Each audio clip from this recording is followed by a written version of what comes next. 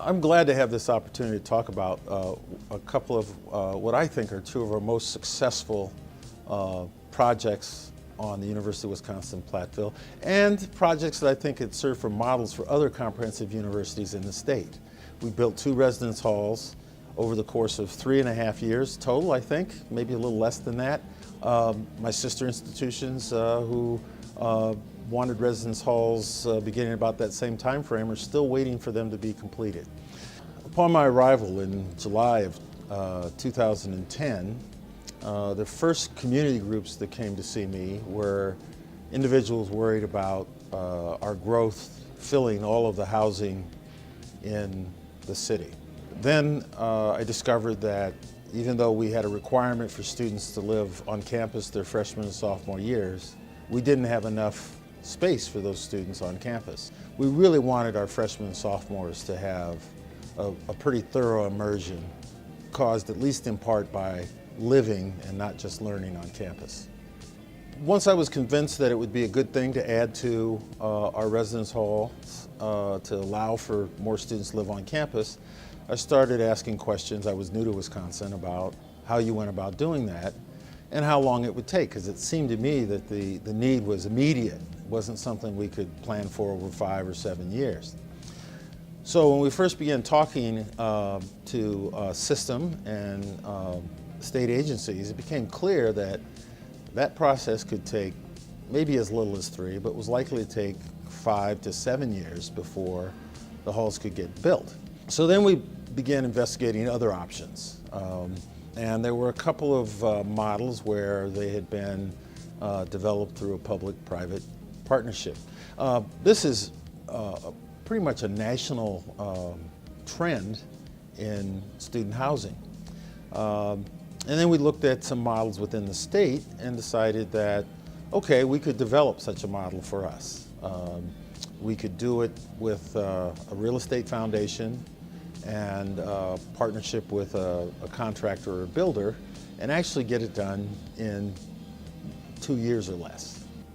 The beauty of it is also that because the efficacy with which you can build them, you're not as subject to mounting costs before you complete them. So we were able to do these things and include every aspect of the facility that we wanted without fear of having to cut back because of cost overruns. I think Rountree tends to be a popular choice for our students. We have a high return rate. About half of our students are returners. I think students appreciate the amenities that we're able to offer. There's a dining facility in the building. Students that live here, their laundry's included, printing's included. There's also a weight room facility for students. So they also take advantage of the shuttle system. So there's a lot of benefits to living in a newer suite style building.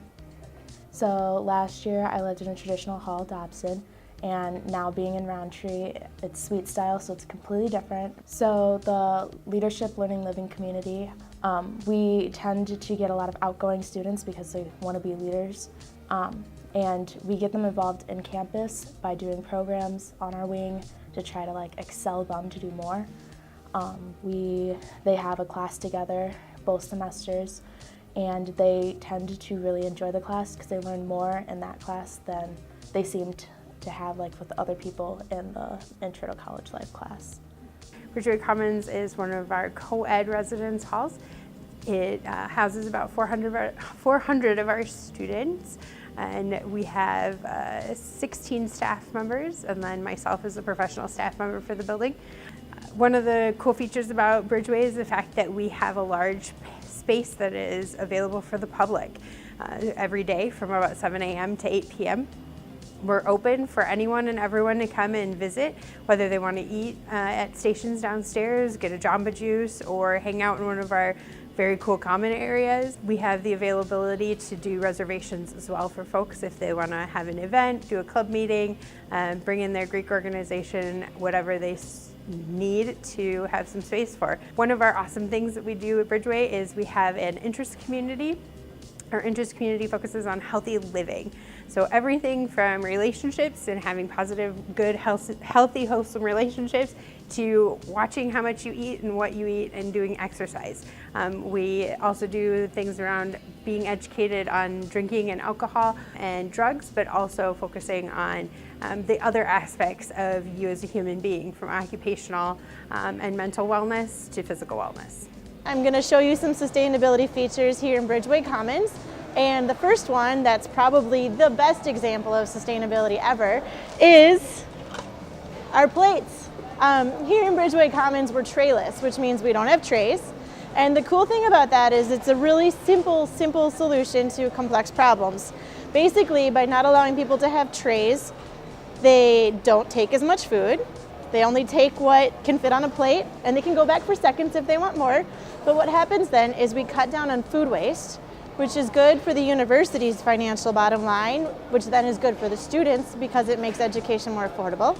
It's also good for students because they tend to make healthier choices because they're eating less. And then finally, it's good for the planet because we don't have to throw away as much food waste. And wasted food obviously has all different bad environmental impacts.